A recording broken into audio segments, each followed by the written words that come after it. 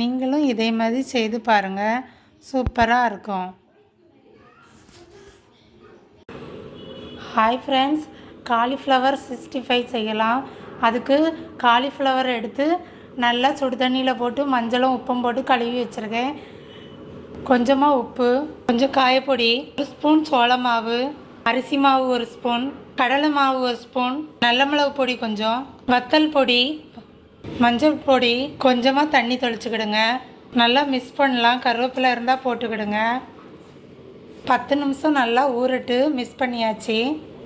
பப்படம் பொரிச்ச எண்ணெய் காஞ்சிட்டு போட்டுடலாம். அடுத்த சைடு மாற்றி போட்டுக்கலாம்.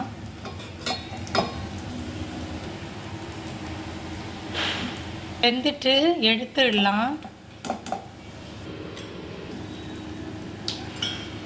சுவையான காலிஃப்ளவர் 65 ரெடி ஆயிட்டு.